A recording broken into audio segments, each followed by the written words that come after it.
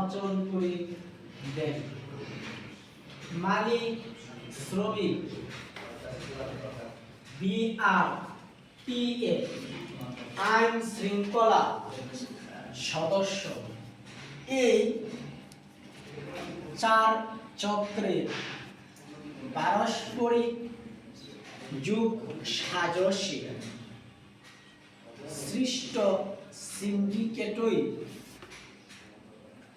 প্রত্যক্ষ ও পরোক্ষভাবে নির্মম নিষ্পেষিত হচ্ছে সাধারণ মানুষ।